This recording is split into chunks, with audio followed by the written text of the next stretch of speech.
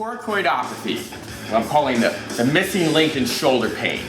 So, this is a term I've been using since 2012 or 2013 for patients that had one with shoulder pain that didn't really line up with anything else. But I think it's just tendinopathy or tendinitis. Tendinopathy is a new word for tendinitis of just the coracoid process.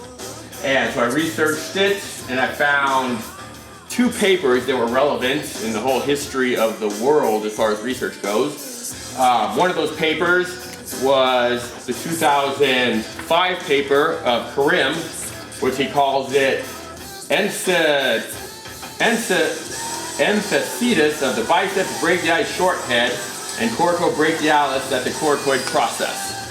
It's kind of a mouthful, so that didn't catch on. That's a 2005 paper and still nobody knows about it. But basically he's describing a tendinitis or a tendinopathy of that. And I think he's dead on right. There was a 2007 paper by Bhatia, B-H-A-T-I-A, where he calls it bench presses shoulder.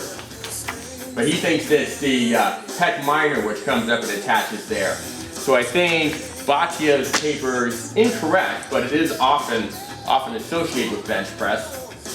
But I don't think it's that muscle, or at least I don't think that muscle is that common. However, I do think the short head of the bicep that comes in right there is directly implicated, and the coracobrachialis seems to be very tender. It's very tender right there on the patient.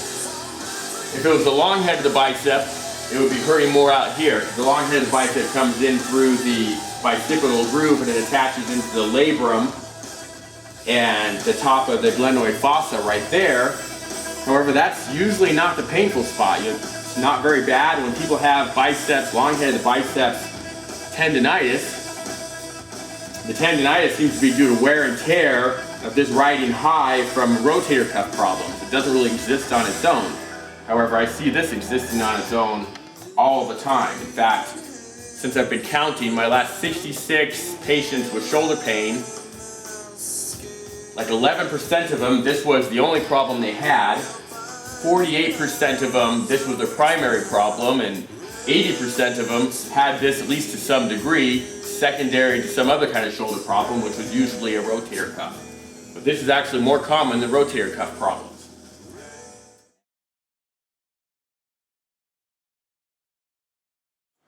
Okay? So I would then go into my basic resistive test, which is what I would do to, usually I would just clear for rotator cuff.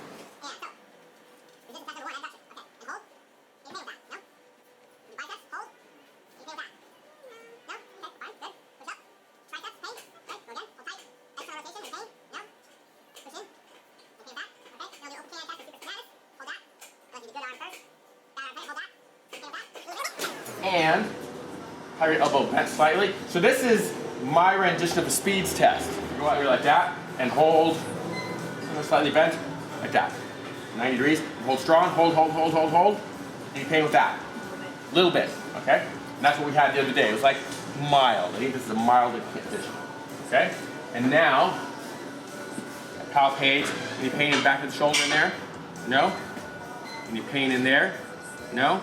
Any pain there? There's your long head of the biceps, bicipital groove, okay? Then if I go over that coracoid process, yeah, like crazy pain, okay?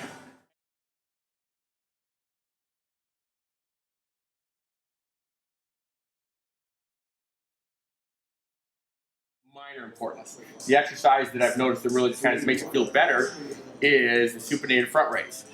And so, you haven't done these very much yourself, have you? You've taught them, but no. Okay, so I know I want to have her. I want to have her do both arms. I want her bad arm. I want to know what normal strength is for her, so that her bad arm will eventually match or exceed her good arm when we're done. Okay, so I would start her off. She's reasonably fit, so I'm going to start her off with 3 pounds, and that's being cautious. Okay, and just come up till just till horizontal. And do 15 of those. Keeping your pinky high. If anything, you try to have your pinky slightly higher than your thumb as they come up. So what I'm trying to do is really rotate and put the coracobrachialis on top. Have your elbow slightly bent, okay? coracobrachialis and the short head, the biceps on top to put the most tension through there. I actually, when I first came up with this, I drew that line there and I measured, and from right there to there, you get the most shortening, and then once you start going up above 90 degrees, it doesn't get any shorter that I've noticed. Wait, put it down again. You want to look at that little line. Yeah. That little line. So that is that far, and that is that far where the muscle contracts. And then as you went up higher, it didn't seem to shorten anymore. So I think you're getting a full muscle contraction by doing just up there to 90 degrees. Okay? And I'm not having to worry about any impingement, because you do want to wonder if they have impingement in there, maybe going higher is worse. How's this feeling? Okay, so do 15 of those. Normally when I'm doing this, I'm doing an exercise to stress that tendon, to make that tendon better, and people will be apprehensive about it. And so I'll tell them, well, here we're going to put some stress through it. Generally, I want to do enough weight that'll hurt some, but because I'm doing usually 3 sets, I do an easy set, a medium set, and a hard set. 3 sets of 15, as long as the form is good.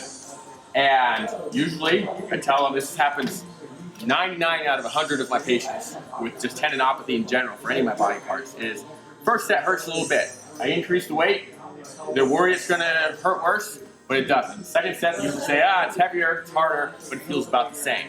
Then I say, okay, well, if the technique looks good, I'm going to increase the weight again. And they'll be apprehensive about that, but I'll say, well, this is what happens. 99 out of 100, I can say, third set was harder, but if anything, it felt better than the first set. Usually, just the exercise itself makes it feel better. Okay, how'd that feel? Good arm. Okay, see how your bad arm looks?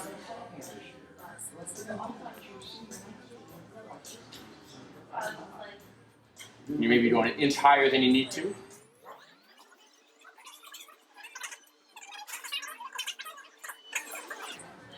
Try 8 pounds with a good arm.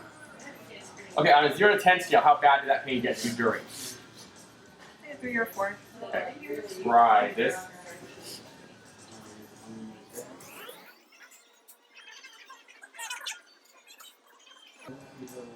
So now it's starting to see a little bit. How many did you get? 10. Okay, so, okay, try the bad arm now.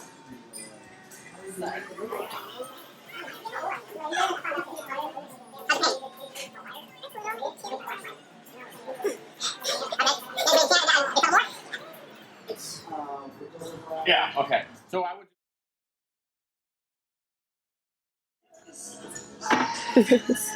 Bad arm. 8 pounds.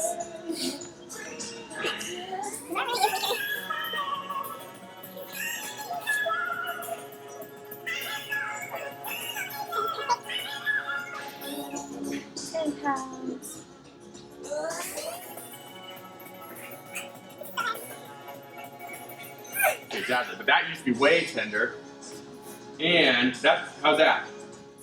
So that was a little tender before, and we didn't even do any exercises for the supraspinatus. We just added that in almost daily, right, for a couple weeks.